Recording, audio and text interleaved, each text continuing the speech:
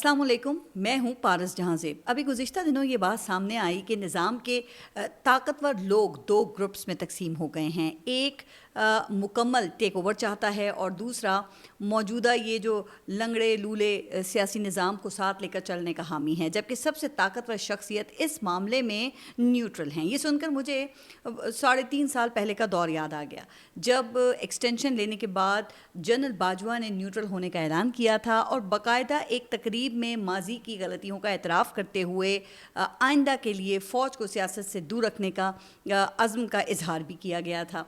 तो ये मुझे बताने की आपको ज़रूरत नहीं है, चूँकि ये इतनी कोई ज़्यादा पुरानी बात तो है नहीं, बल्कि आज ये जो कुछ भी हो रहा है इसी का तो तसलसल है जो नुक्ता कमाल पर पहुँच गया है। अब अगर ये न्यूट्रलिटी है तो फिर फरीक बनकर क्या करेंगे, तो उसका अंदाज़ा आप फिर बखूबी लगा सकते हैं।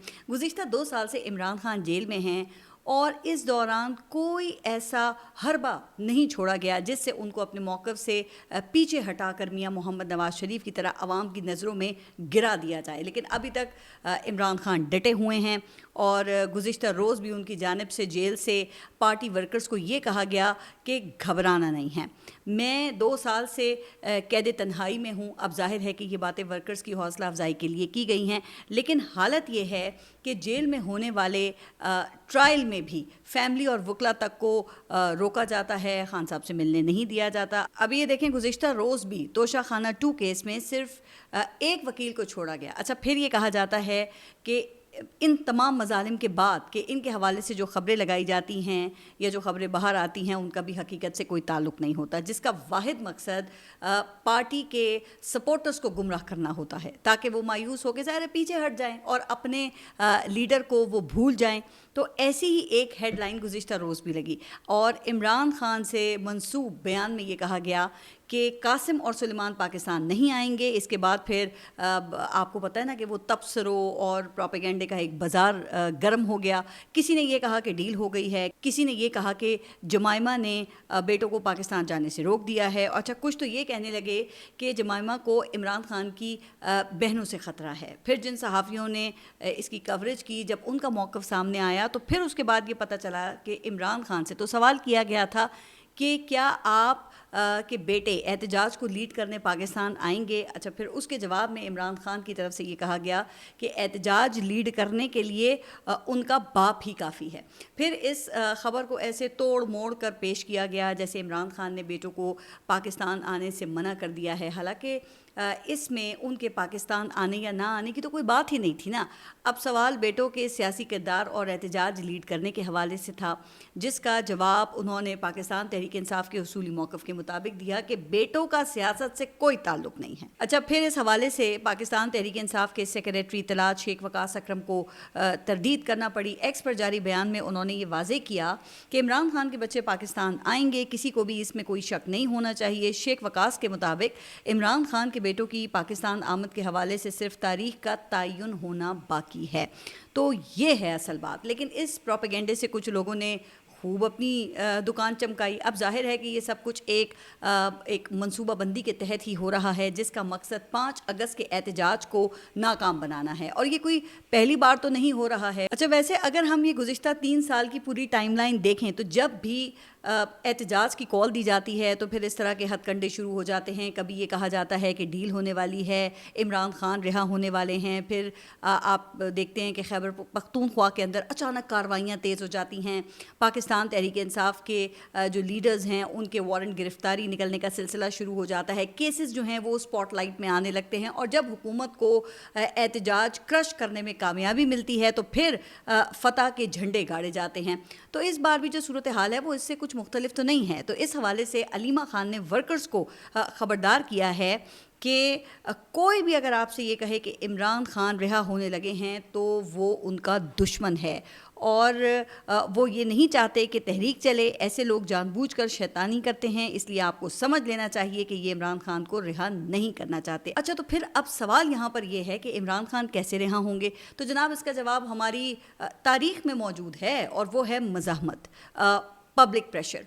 मुझे याद है कि इस हवाले से मरीम नवाज़ का एक जुमला काफ़ी मशहूर हुआ था कि मज़ाहमत होगी तो मफाहमत होगी, यानी कि मज़ाहमत शर्त है। इस हवाले से پاکستان تحریک انصاف سے مشاورت جاری ہے. ابھی یہ 31 جولائی کی اے پی سی میں اس کا واضح لاہ عمل طے کیا جائے گا اور اس بات کا فیصلہ بھی کیا جائے گا کہ احتجاج اسلام آباد میں کیا جائے گا یا پھر صوبائی سطح پر احتجاج ریکارڈ کرایا جائے گا. مگر دوسری جانب احتجاج کو ناکام بنانے کے لیے نظام پوری تنددہی سے آگے بڑھ رہا ہے اور ہر احتجاجی کال سے پہلے اور بعد میں ایسے کچھ اقدامات اٹھائے جاتے ہیں جس سے پاکستان تحریک انصاف کا پارلیمانی سائز مزید کم اور ورکرز کا حوصلہ پست کرنے کے لیے کوششیں کی جاتی ہیں تاکہ پارٹی دوبارہ نہ اٹھ سکے, دوبارہ کھڑی نہ ہو سکے. اور اس ضمن میں الیکشن کمیشن کا کردار جو ہے وہ سب سے نمایاں ہے. اب یہ 9 مئی کیسز میں ٹرائل کورٹس کا فیصلہ آتے ہی احمد چٹھا, احمد بچھر اور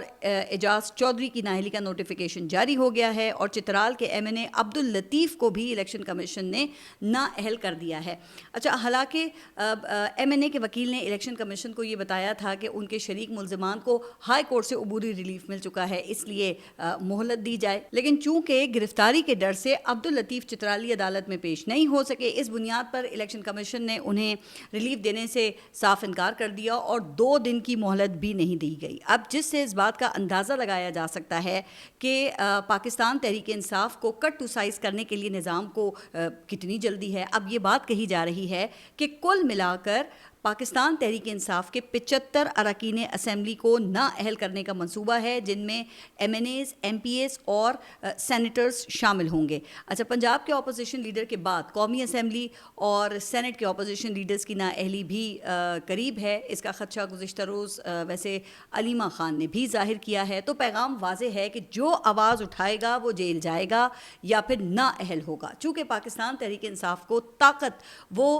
خیبر پختونخوا سے مل رہی ہے, اس لیے اب وزیر اعلیٰ علی امین گنڈاپور کی حکومت کے خاتمے کی کوششیں بھی تیز ہو گئی ہیں. ایسی خبریں بھی چلائی جا رہی ہیں کہ 25 اراکین صوبائی اسمبلی نے فارورڈ بلاک بنا لیا ہے, جیسے کہ تحریک عدم اعتماد جو ہے وہ کسی بھی وقت آ سکتی ہے.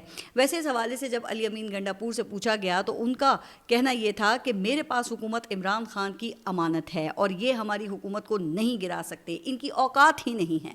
باقی کیسز ہیں, سزائیں ہیں, گورنر راج ہے اور مارشل لاء ہے, لگاتے ہیں تو لگا لیں. اب ممکن ہے کہ جو آپشنز علی امین گنڈاپور نے بتائے ہیں ان میں سے کسی پر عمل درآمد کی نوبت ہی نہ آئے, لیکن ایسا نہ کریں تو کیا فرق پڑتا ہے. اب بھی خیبر پختونخوا میں نظام جو چاہتا ہے وہی تو ہوتا ہے. مثلا صوبائی حکومت آپریشنز کی مخالفت کر رہی ہے اور دوسری طرف باجوڑ میں آپریشن وہ شروع ہو گیا ہے. ظاہر ہے کہ آپریشن سے لوگ اب بے گھر ہوں گے, جانی اور مالی نقصانات ہوں گے, اور اس صورتحال میں اگر خیبر پختونخوا حکومت قائم بھی رہتی ہے تو آپریشن کا ملبہ وہ تو پھر اسی پہ پڑنا ہے نا. ویسے بھی جو تمام سٹیک ہولڈرز ہیں ان کو اعتماد میں لیے بغیر کوئی بھی ایکشن پائیدار ثابت نہیں ہوتا.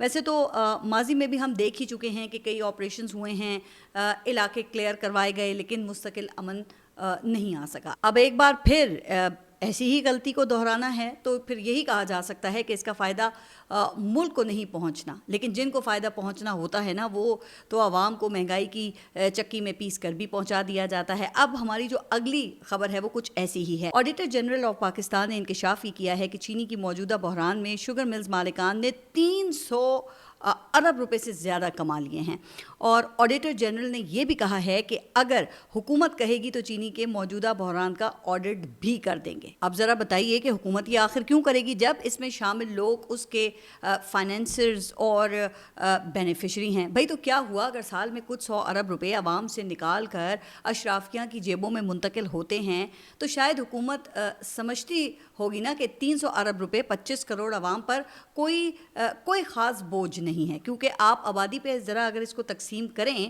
تو یہ صرف 120 روپے فی کس بنتا ہے, اور اتنے کی تو ایک شخص ایک دن میں چائے پی جاتا ہے. اسی لیے تو حکومت کے کان پر جوں تک نہیں رینگتی, ورنہ یہ واردات تو ہر سال ہی ہوتی ہے. اچھا, جس کی تمام جو ڈیٹیلز ہیں وہ 2019 کی شوگر انکوائری رپورٹ میں موجود ہیں. اب اگر حکومت نے ظاہر ہے کہ کچھ کرنا ہوتا تو اب تک تو کر چکے ہوتے نا, لیکن وہ کیوں کریں گے؟ کیا اپنے ہی خلاف کبھی کوئی ایکشن لیتا ہے؟ اور یہ الزام نہیں بلکہ یہ فیکٹ ہے. पब्लिक अकाउंट्स कमेटी के सरबराह जुनैद अकबर का कहना ये है कि 42 खानदानों ने 300 अरब रुपए कमाए हैं और इस हवाले से पीएसी में होशरुबा तफसीलात सामने आई हैं। कमेटी को ये बताया गया है कि एक साल में 67 शुगर मिल्स मालिकान ने 112 अरब रुपए मालियत की चीनी एक्सपोर्ट की और यहाँ लोगों को 200 रुपए किलो भी दस्तयाब नहीं है। इन लोगों ने चीनी बाहर भेजकर अरबों रुपए जो हैं वो हड़प कर लिए हैं। सबसे ज़्यादा JDW शुगर मिल्स ने चीनी एक्सपोर्ट की है जिसकी मालियत 11 अरब रुपए बनती है और ये मिल जहांगीर खान तरीन की है। इसी तरह शरीफ फैमिली की हमजा शुगर मिल्स और रमज़ान शुगर मिल्स ने 7 अरब रुपए से ज़्यादा की चीनी भेजी है। अच्छा, फिर एक शुगर मिल है तांदलिया वाला शुगर मिल्स जो कि हुकूमत के अहम मुशीर हारून अख्तर की है और इस मिल ने 6 अरब रुपए की चीनी एक्सपोर्ट की है। इसी तरह जहांगीर खान तरीन की एक दूसरी शुगर मिल ने 4 अरब रुपए से ज़्यादा की चीनी बाहर भेजी है।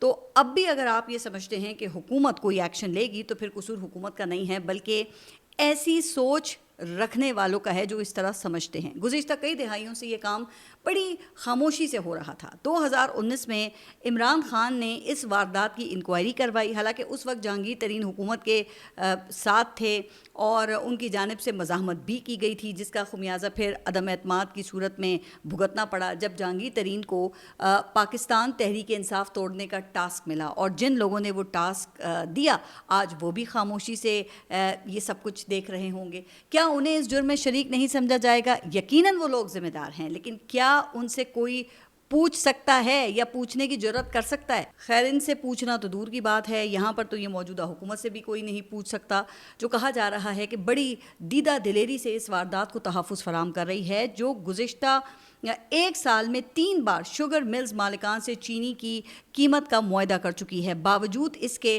कि मुकर्रर की जाने वाली कीमत मिल्स मालिकान की मर्ज़ी के मुताबिक होती है। तो लेकिन फिर भी इस पर अमल दरामद तो नहीं होता और हो भी क्यों, अरबों रुपए की लॉटरियाँ जो लगी हुई हैं। अच्छा, एक होता है ज़ख़म लगाना और एक होता है ज़ख़म पर नमक छिड़कना और दूसरे की तकलीफ़ का मज़ा लेना। अभी जब मैं ये चीनी के बहरान पे कुछ रिसर्च कर रही थी तो वज़ीर आज़म के मावून ख़ुसूसी हारून अख्तर का एक बयान वो मेरी नज़रों से गुज़रा जो मई में उन्होंने दिया था जब ये बहरान जो है वो शुरू हुआ था। अच्छा, मौसूफ़ का कहना ये है कि दुनिया में सबसे ज़्यादा सस्ती चीनी पाकिस्तान में दस्तयाब है। उनके मुताबिक ये हुकूमत का कमाल है कि गन्ने की कीमत दुनिया में सबसे ज़्यादा पाकिस्तान में है और सबसे ज़्यादा सस्ती चीनी भी हमारे मुल्क में है। वाह भाई वाह, वाकई पाकिस्तान में जो कुछ हो रहा है ना वो कमाल ही तो है, वरना मुल्क में चीनी की किल्लत है और मावून ख़ुसूसी की मिल इस दौरान 6 अरब रुपए की चीनी एक्सपोर्ट कर चुकी है। जनाब, दुनिया में कहाँ ऐसा होता है? ये पाकिस्तान ही है जहाँ ऐसे ज़ालिमों की मौजें लगी हुई हैं जो अपना इख्तियार इस्तेमाल करके लोगों की जेबों पर डाके डालते हैं जिस पर ना किसी को कोई पशेमानी है और ना ही कोई इनकी अकाउंटेबिलिटी है। अच्छा, खैर, अब अगली स्टोरी की जाने बढ़ते हैं। वैसे तो इसका ताल्लुक़ जो है वो इंडिया से है लेकिन महवर इसका पाकिस्तान है। ऑपरेशन सिंदूर पर इंडियन पार्लियामेंट में बहस हुई जिसका तस्करा मैंने अभी अपने गुज़िश्ता व्लॉग में भी किया था, जो बात मैं कई माह से इंडियन प्राइम मिनिस्टर के हवाले से कर रही हूँ। बिल्कुल ऐसा ही एक चैलेंज इंडिया के ऑपोजिशन रहनुमा राहुल गांधी ने इंडियन PM मोदी को दिया है। अब राहुल गांधी ने ये कहा कि अगर मोदी में हिम्मत है तो कहे कि ट्रंप ने झूठ बोला है, मोदी कहे कि इंडिया ने जंगबंदी नहीं की है और इसके कोई तैयारे नहीं गिरे। अच्छा, अब इस चैलेंज पर मोदी ने क्या कहना था, उल्टा उसने राहुल गांधी पर ही पाकिस्तान की तर्जुमानी का इल्ज़ाम लगा दिया है। खैर, ये तो दोनों ममालिक का आपको पता है ना कि सियासी कल्चर है कि जब भी कोई सवाल पूछा जाता है या कोई इनसे वजाहत मांगी जाती है तो पूछने वाले पर ही मुल्क दुश्मनी का इल्ज़ाम लगा दिया जाता है। लेकिन अहम बात यह है कि इंडिया की पार्लियामेंट के अंदर बाकायदा तौर पर पाकिस्तान के हाथों इंडियन तैयारे गिराए जाने के सबूत पेश किए गए। कांग्रेस से ताल्लुक़ रखने वाले रुकन अमरिंदर सिंह ने कहा कि उनका ताल्लुक़ पंजाब से है। पंजाब में भटिंडा के करीब राफेल तैयारे का मलबा गिरा और उन्होंने खुद जाकर इस मुकाम पर देखा। वहाँ एक तैयारे की दुम आकर गिरी थी जिस पर BS 001 दर्ज था जो कि राफेल तैयारे की ID थी जिस पर इस रुकन ने पार्लियामेंट में तैयारे के मलबे की तस्वीर भी दिखाई।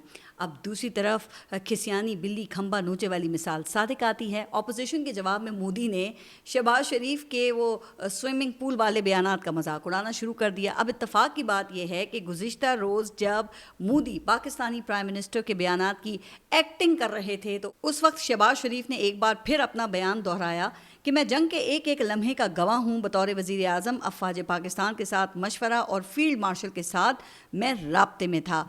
अब पता नहीं ये बात वज़ीर आज़म ने रूटीन में की है या उन तक मोदी के बयानात पहुँचे, लेकिन अच्छी बात यह है कि शहबाज शरीफ ने स्विमिंग पूल का जिक्र नहीं किया, जो दुनिया में पहले ही इनके लिए मजाक का बाइस बना। खैर, बात हो रही थी सदर ट्रंप को झूठा कहने की चैलेंज की जो राहुल गांधी ने मोदी को दिया है। अब इंटरेस्टिंग बात यह है कि एक तरफ इंडियन पार्लियामेंट में ये सब ड्रामा चल रहा था तो दूसरी तरफ ट्रंप ने इंडिया को 2 सिफारती झटके दिए हैं। एक, इंडिया पर 25% टैरिफ लगाने की धमकी दी गई और दूसरा, उनकी जानिब से खालिस्तान तहरीक की हामी तंजीम सिख फॉर जस्टिस के रहनुमा को लिखा ख़त सामने आया और ये वही रहनुमा हैं जिसको रॉ ने अमेरिका में कत्ल करने की कोशिश की थी। और ये ख़त ऐसे वक्त में सामने आया है जब 17 अगस्त को वाशिंगटन में खालिस्तान तहरीक का रेफरेंडम होना है। लेकिन भाई सदर ट्रंप ने तो अपने ख़त में ये वाज़े कर दिया है कि मैं अपने शहरियों, अपनी कौम और इक़्तिदार को सबसे पहले रखता हूँ। जब अमेरिका महफूज होगा तभी दुनिया भी महफूज होगी। लेकिन जनाब, ये बात इंडिया की क़यादत को समझ नहीं आती, चूँकि लातों के भूत बातों से कब समझते हैं। अब ये अमित शाह को ही आप ले लें, जिसे इस बात का जोम है कि इंडिया के साबिक वज़ीर दाखिला चिदंबरम ने पाकिस्तान को क्लीन चिट क्यों दी, और यही वजह है कि इंडिया ने ऑपरेशन सिंदूर की नाकामी छुपाने के लिए ऑपरेशन महादेव के नाम पर दोबारा जारी मुकाबले शुरू कर दिए हैं। इस हवाले से 3 नौजवानों को शहीद करके उन्हें पहलगाम के हमलावर करार दिया गया और कहा कि ये पाकिस्तानी हैं। अच्छा, जब ये सवाल उठा ना कि इसका सबूत क्या है कि ये जो मरने वाले हैं ये पाकिस्तानी हैं, तो इस पर अमित शाह अनोखी दलील लेकर आए। भारतीय वज़ीर दाखिला ने ये कहा कि चूंकि दहशतगर्दों के पास पाकिस्तान की बनाई हुई चॉकलेट मिली है इसलिए वो पाकिस्तानी हैं। अब इस बात पर सिर्फ इतना ही कहा जा सकता है कि अगर अमित शाह अपने वज़ीर आज़म पर ही नज़र दौड़ा लेते तो चश्मों से जूतों तक सब कुछ इम्पोर्टेड निकलता। तो फिर जनाब, मोदी के बारे में क्या ख्याल है? आप अपना सब ख्याल रखिएगा और अगले व्लॉग तक के लिए अल्लाह हाफ़िज़।